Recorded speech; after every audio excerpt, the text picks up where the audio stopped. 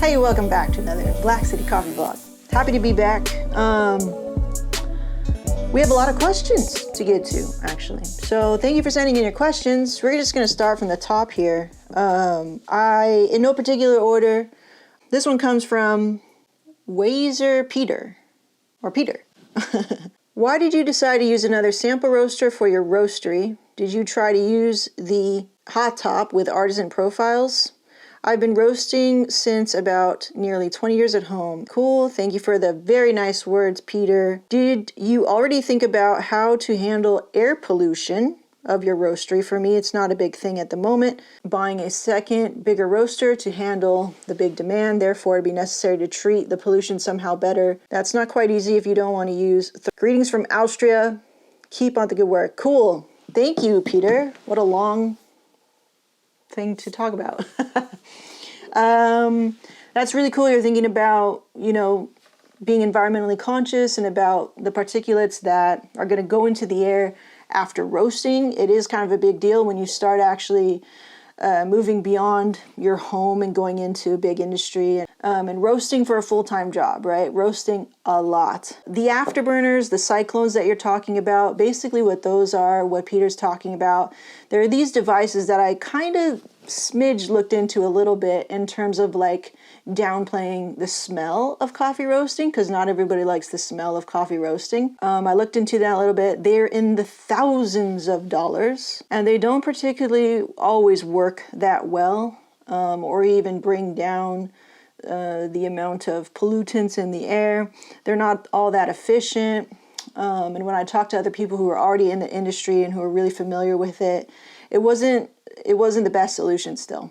And even when I talked to Mike over at Clutch and I saw their afterburner, it looked like a cyclone or something like that, but it was some kind of afterburner, meaning that it's doing something to the exhaust smoke to treat it so that when it's terminated into the air, it's less polluting. For that to make a difference, I don't know what those numbers are. That's something I'm not really, not that I'm not interested in it, but it's just not really going to be, I think, a big part of what we're concerned about at this point. We're not going to be producing that much smoke in terms of some Enron company, some people that are really, really driving up the numbers of pollution. We can kind of do our part in that we just kind of go by the guidelines here in California. If you're in California, in Austria, I have no idea what the regulations are and stuff like that. But you would really just have to see the numbers for yourself to see if an afterburner was in effect worth it for the cost. From the numbers that I've seen is like 20, 30, 50 grand, something like that. And then they get more and more expensive as it increases in size and stuff like that. That's not a question I really have a lot of expertise on or even really care to research that much into. That would be a very specific thing that on your own you'd have to go and research. But I can answer this question, which is, why did you decide to use another sample roaster for your roastery? Did you try to use the hot top with artisan profiles? Why did I decide? So, a sample roaster, which is basically, I'm just using this little home roaster here, which just is basically roasting smaller batches for me. For me, that saves me money, time, running my big machine, all that stuff. It's like, if I could figure out and just kind of see what a certain green has to offer me, say I want to buy a certain green from somewhere and I get a little sample, I would not want to put that in my larger production roaster. One, it won't be consistent. It's not going to give me consistent readings. The bean temperature or the thermocouples or the probes or whatever, it's not going to give me any really accurate readings. It's way overpowered for that small of a batch. Say I want to do 50 gram sample, 100 gram sample. And I've done it before. You can find that on the channel where I've done samples on the production roaster. And it's just kind of it's a chore. It can be done. I can kind of see what the green has to offer, but not fully. I always feel like I overpower it and it gets way too hot, right? Because it's this huge roaster compared to this small little batch size. So for me, it just saves me time and money with this little sample roaster that I use right now. I use really generic profiles that are already on this machine. It's good enough. It's not perfect. It's annoying most of the time. But the best part of it is that I don't have to babysit it. I just kind of hit some buttons, roast it to a really light level, because the point of all that, of having a little sample roaster like that, is just to see what the green has to offer me. I can also roast for myself personally, and I don't have to dig into like my personal stores or go roast this huge batch. I'm not going to move through 2 pounds of coffee on my own. You know what I mean? So it gives me a chance to just roast really small samples, not have to take up too much time. I run everything on the iPad. It's pretty automated, right? So it's a fluid bed air roaster, so there's no weird, crazy machinery to worry about. And it just makes life a lot easier. So that's why I use Sample Roaster. I'll go ahead and answer a couple more questions. So this one's from Ben. Have you had any issues doing half charge batches, especially with the bean temp probe readings on the 1 kg Mill City? If so, how did you mitigate that? Okay, yeah, I've definitely done half charge batches on my 1 kilogram. For example, I've done 500 grams on my 1,000 gram full capacity roaster, right? Basically with that, what I do and how I don't really take the readings very seriously, because if I know the readings are going to be off, now I get to use all of my other senses when I roast. For example, what I'll do is I'll reduce my charge temp. Maybe I'll listen to see if I need to change the drum speed. In the roaster, it should be like ch, ch, ch, ch. You should hear the beans hitting the bottom of the barrel, ch, ch, ch, ch, like this. And so you can adjust the dial for your drum speed if you can, to get that, you know, basically that kind of drum speed. I'm looking for the choo-choo train, and I learned that from the Mill City Roaster folks. But if you find that you are getting like facing or scorching on your beans and you ran a half charge, yeah, maybe try to like increase the speed or something like that, right? So I would use all my other senses. I would still run the RoastPath and just kind of see where it's going. But I could still roast a half charge. And I'm just going to use all the other markers that I have for a successful roast, and maybe not rely so much on bean temp. I can use all the other things. I can use my eyes. I can use my ears. I can use past experience. Mostly that to see, you know, where the coffee's at and make my decisions based on that. Okay, Ben?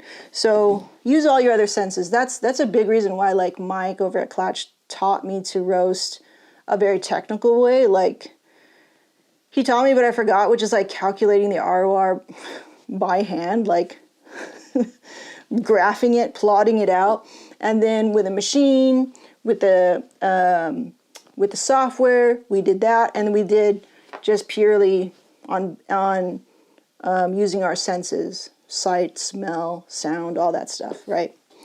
So in those cases, when technology fails you, use your other 5 senses. And you should always be using your other 5 senses anyway, right?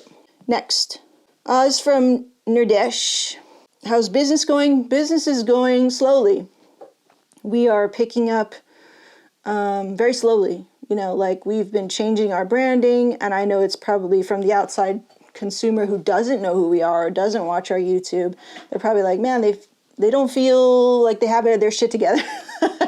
And that's fine, you know, so that's what we're kind of going through. So I feel like sales are slower at the beginning of the year, but it's because we're making a lot of internal changes and a lot of outward external changes, like our labels, the website, our presence, our brand, and stuff like that. And I'm okay, because, I don't know, it takes time. And fortunately, we have the luxury to do that. I'm really grateful for that I can actually take my time with a lot of this stuff.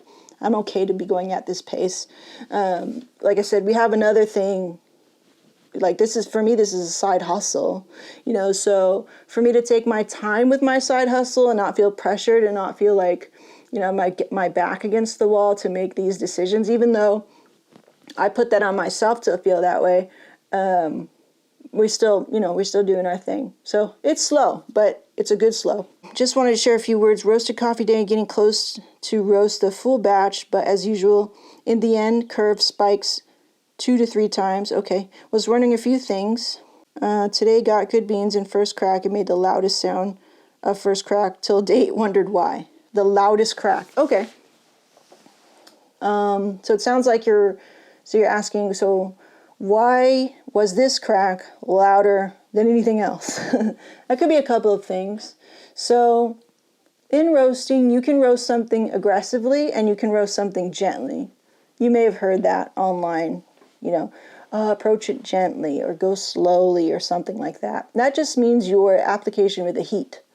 So aggressive means a lot of heat and moving through the roast very quickly, moving and hitting your markers of like turning point, dry end, first crack, hitting those markers maybe a little quicker than usual, than standard, right? Let's not get into standard. So that would be an aggressive way of sort of like roasting. A gentler way of roasting, it could also be your charge temp too, like a high charge temp. A gentle way of roasting would be like a lower charge temp. Maybe like for me, gentle means 350. Like I'm approaching this natural coffee or this decaf coffee at a gentle charge time, which is like maybe 350, something like that. Okay. Applying heat at a slower pace instead of an aggressive pace. So for example, like my decaf, I'm going to charge, say, at like 350, and I'm going to move my heat down pretty quickly too, because I want not that much heat, right? I don't want to scorch or face or heat the coffee too quickly. I don't want to be aggressive with it, so I'm going to do the opposite of that. Now, if I have a higher elevation coffee, or maybe it's like a coffee like my Vietnam coffee, really big bean, could take a lot of energy. Maybe it's really dense too, it can take a lot of energy in, meaning it take a lot of heat. I can apply more heat or more energy. With the sound of crack, when you roast something gently, sometimes you get a very gentle crack, like, and then sometimes you can get an aggressive crack, right? So you've heard those differences. So, and it can be like the sound of it can mean maybe that coffee just had, I don't know, just a lot of moisture in it. The temperature that you're using is maybe a lot higher, and it's causing this sort of like eruption of that moisture when the bean cracks and expands like that, when it hits that temperature. Those are mostly in my experience. That's when you get loud cracks versus quieter cracks. What's interesting is I have this Mr. Pablo, right? We have Mr. Pablo on the site right now. Fermented coffee natural. My first fermented coffee natural. Like this, very quiet crack. For whatever reason. And naturals, I think in general, do have quieter cracks versus washed. There's a reason to that. I looked it up before. I knew it before. I don't remember right now. But in general, natural coffees have quieter cracks than washed coffees. So then my follow-up question for you is it a washed coffee? And if anything, it's nothing to really make is the coffee good or coffee bad? No, it's an observation. You go, this coffee cracks loud. And you can write that down if you like, right? You can put that in your notes. I put it in my notes because it's one of the markers of like, oh, this coffee does this. And it's good to know that this coffee does this or it behaves like this under these circumstances, right? Because if something is off sometimes, and a coffee that maybe cracks loud, and maybe it's cracking quiet the next time, you go, why is it doing that? You go look back at your notes and you see, my something was too low, my heat was too low here or something like that. And maybe you go make that correlation. You look in your roast curve, you see if everything is matching up. And it's just one of those things that you go, cool, it's either a marker of success or it's a marker for concern. Next. I think we got all the questions. Oh no, we have one more here. This is from Miguel. Hi Miguel. Number 1, does in pre-blending, all moisture content affect roasting? Yes.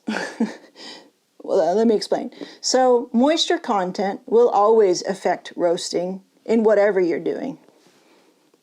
It will. So if you have a high moisture, that's something to deal with. Maybe you need more energy. If you have a low moisture, and the standards is what, 11%, 12%, something like that. That's standard in specialty coffee. If it's low, maybe it's gonna crack too early. It's gonna burn. Blah blah blah. Okay. 2. How to detect defects after roasting pre-blend. How to detect defects. Oh, okay. I see what you're saying. Okay. So you have a pre-blend. You cup it. Now, how do you detect if it's good? If there's defects in there, you compare it to a post blend. So you would not just all of a sudden just make a pre-blend unless, I don't know, you were like 100% confident that it was going to taste good, right? Typically what happens is we post-roast blend coffees, figure out what they taste like, because we know for sure that we've maximized that bean and we want to mix them together to make an innovative, good tasting blend. On the other hand, if we can save ourselves time and money and energy and make that a pre-blend and roast that, it just saves us time and energy as a business. And so pre-blends make sense in that way if it tastes good. So if your pre-blend tastes just as good as your post-blend, then you're good to go. Okay, and that's how you can detect defects, or is it good enough, or is it worth my time, blah, blah, blah, right? And that's how you could detect it. I think that was the last question. I think there were maybe some more, but I also think that I kept them in my DM, so I will look for those and keep answering them as the week goes on. But I hope that was helpful. I hope you guys learned something, and we'll see you in the next one. Bye-bye.